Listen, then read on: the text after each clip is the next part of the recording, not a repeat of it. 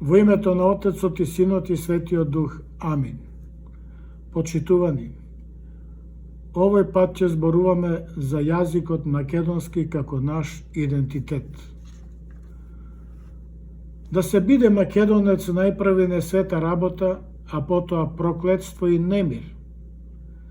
Ние не сме македонци само затоа што зборуваме и само затоа што пишуваме на македонски. Ние не сме македонци само затоа што пееме и само затоа што играме на македонски.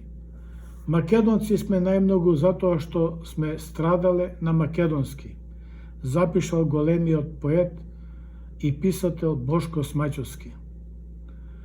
Борбата за нашата татковина продолжува и трае и денес, а затоа да се молиме на Севишниот Бог да ни помага, да не чува нас и нашата татковина Македонија. Очувување на македонскиот јазик. Во однос на македонското прашање, како што некои милуваат да велат, ние сме постигнале многу. Денес имаме своја држава, своја автокефална црква, неколку универзитети и факултети од сите области. Имаме своја армија, имаме Академија на науките и уметностите и многу државни институции и разни приватни компании. Имаме дипломатски представништа во многу земји во светот. Република Македонија е членка на НАТО алијансата, а веќе 20 години се бори за да отпочне преговори и за во Европската заедница. Тука имаме пречки, но да се надеваме дека и во таа намера ќе успееме во некоја догледно време. За членството во НАТО имавме пречки од една соседна држава. Иако на наша голема штета тоа некако се реши. Кон членството во Европската заедница се појави друга соседна земја со уште поригорозни уценувања, барајќи да се откажеме од нашиот идентитет, од историјата, од културата, а особено од древниот македонски јазик. Овој пат, а врз основа на моето лично знаење и главни духовни, историски, јазични и културолошки познавања, ќе се потрудам да изнесам некои мои лични ставови. Македонскиот јазик повторно стана актуелна тема, овој пат на меѓународно, европско ниво. Имено во Европскиот парламент се води јавна дискусија за потеклото на нашиот македонски јазик. Овој пат владата на Република Македонија застана цврсто во одбрана на македонските ставови и постави јасни црвени линии. Во Европа да, но не со нарушен или нов идентитет. А зошто толку напори да се оспори македонскиот јазик? Па еве зошто. Преку оспорувањето на македонскиот јазик се оспорува и нашиот македонски идентитет, затоа што секој јазик, па и нашиот, не е само средство за комуникација и разбирање, туку длабок израз на наследството, историјата, идентитетот и човечката македонска врска. Не само ние, туку и сите народи го негуваат својот мајчин јазик, затоа што во јазикот лежи коренот на постоењето и идентитетот на секој еден народ. За нас, македонците, јазикот е наша суштина, наша највисока представителност, наш идентитет и најубавото лице на нашата култура. Јазикот живее и се прераѓа преку нас, а ние растеме и се возвишуваме преку македонскиот јазик, вели неговото блаженство архиепископ Охридски и македонски господин Стефан. Што ќе рече, македонскиот јазик е темелот на македонскиот идентитет. Јазиците се огледало на историјата и на културата на луѓето што ги користат. Понатаму ќе речеме, јазикот е нашето најголемо духовно, културно наследство и ние мораме да го чуваме како нешто најсвето. Нашите предци во мошне, тешки и неповолни историски околности се изборија за правото на употреба на својот јазик за докажување на неговата посебност. Македонскиот јазик и македонското кирилско писмо се наше непроценливо културно богатство. Македонскиот јазик е символ на македонското постоење и душата на македонската нација, затоа што кажаниот збор многу лесно се заборава, а пишаниот збор останува. Познатиот академик Петре Андреевски рекол: без јазикот ќе си не достигаме самите на себе, оти само јазикот никогаш не оставил сами и тој памети многу повеќе отколку што ние можеме да заборавиме. Имало време кога не сме имале своја држава, но јазикот бил сочуван не само во секојдневната комуникација, туку и преку пишаниот збор. Така во најтешките времења низ вековите напишани се многу книги кои денес се од непроценливо значење и важност и тие книги сведочат за нашето вековно постоење. Затоа наша задача, драги мои, е да го чуваме нашиот древен, вековен македонски јазик. Чувајќи го јазикот, се чуваме себе си. Јазикот е нашата татковина, рекол Блаже Конески. Оттаму и нападите врз нашиот јазик не се случајни. Тоа има далекосежни задни намери, кои ние не смееме да ги превидиме. Ако, не дај Боже, го изгубиме или се откажеме од македонскиот јазик, ние ќе ги изгубиме сите атрибути како посебен народ. Јазикот е еден од главните столбови на нашето постоење. Улогата на Свети Климент Охридски.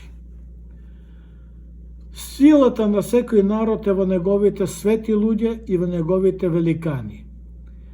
Ние македонците во ова време и во овие моменти треба да се подсетиме и да се гордееме на нашиот најголем син Свети Климент Охридски и на сите други македонски дејци кои во историјата на нашето постоење оставиле силни траги во културата, во духовноста, во патриотизмот. Неопходно е постојано да се подсетуваме на нивните дела и подвизи. Тие нека бидат наша инспирација во секојдневното општествено живење и денеска. Најпрво ќе речеме дека Господ не милувал нас македонците, што ни го испратил и ни го дал најголемиот наш човек Свети Климент Охридски, кој се одликувал од другите луѓе и во кој бил исцело посветен во служба на Бога и на својот македонски народ. Ние треба вечно да му благодариме на Свети Климента затоа што тој остави вечни, трајни и непреодни дела кои што треба постојано да ги паметиме и да ги негуваме. Добродетелите што ја красат нашата нација ги остави тој. Тој го одреди нашиот историски пат од кој не сме морале никогаш да скршнуваме. И тој пат е служба на Бога и чување на македонската нација. Оттаму Свети Климент беше инспирација за сите македонци низ историјата од негово време па се до денес. Свети Климент е кормилар на нашиот македонски јазик и секој збор и секоја испечатена книга на нашиот македонски јазик е плод на семето што го посеал тој. Веднаш по враќањето од големата моравска мисија во Македонија, тој се зафатил со основното образование и описменувањето и духовното воздигнување на својот македонски народ. Неговото дело се покажало како плодоносно не само во годините на големото робство, туку и во денешни дни, така што и ние денес чувствуваме од каква корист и важност за неговите духовни блага. Свети Климент е најсилниот темел и подкрепа што ние денес постоиме како црква и како народ со своја држава, култура и со свој јазик. Голем труд Свети Климент вложил во просветувањето и верското просветлување на македонците. И денес јазикот наш македонски е основната алка што не поврзува сите нас од Егеј, од Пирин, Вардар, Преспа. Мораме да признаеме дека описменувањето на народот не е мала работа, особено во тоа време. Да се знае да се чита, тоа значи да се запали светлина во сопствениот мозок, да се ослободи душата од темнината и да се отвори вратата што води кон Вселената и кон небесата, односно кон Бога. Затоа ќе речеме дека од Свети Климент не само што се зацврстува македонската наука, туку се утврдува и верата во Бога. Од времето на светите браќа Кирил и Методи, а секако и на Свети Климент и Свети Наум Охридските просветители и чудотворци, решена е нашата судбина и нашето обстојување како народ и како црква. Книгите се тие кои денес управуваат со светот, односно оние народи кои имаат пишан збор и јазик. Книгите овозможуваат на полето на просветувањето на македонците да се работи не само усмено, туку и писмено, не само со збор, туку и со пишана мисла, пошто и во македонските книги во широките народни слоеви во светот се внесуваат идеите вера, љубов, слобода, самоопределување, правда и вистина. Само преку нашето културно и просветно издигнување ќе ги потиснеме локалистичките претензии и интереси кон Македонија. За жал, еве и во овој современ свет, некој сака да ни наметне нов идентитет. Тоа ние го гледаме и силно го чувствуваме, но не смееме да ја наведнеме кичмата и да се предадеме. Од нас зависи дали ќе обстоиме како македонци или ќе бидеме избришани од европската мапа. Преку делото на Свети Климент нам ни е овозможено да го браниме македонското име и силно да ја промовираме нашата македонска вистина. Кодификацијата на јазикот.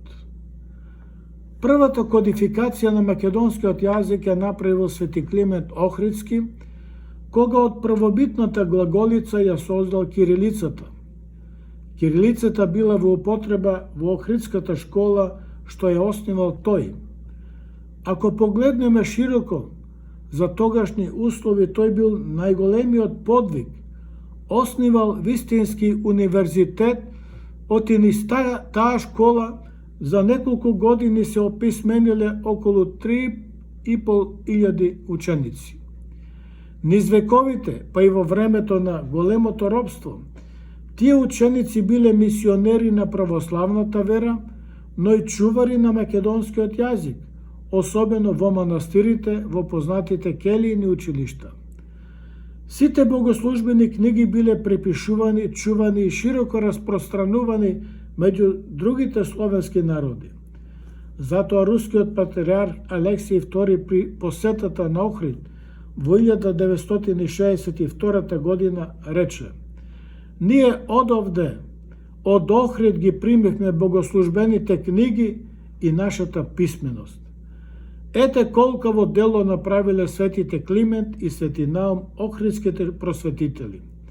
Светите браќа Кирил и Методи направија македонскиот јазик да стане четврт јазик во Европа, кога при престојот во Рим папата Адријан ги благослови богослужбените книги на македонски јазик и дозволил да биде употребуван во 4 цркви во Рим. Втората кодификација пред 80 години ја направил академикот Блаже Конески. Треба да се нагласи дека Конески не создаде и не измисли нов јазик, како што некои сакаат да кажат, туку го утврди, прочисти и зацврсти постоечкиот македонски јазик.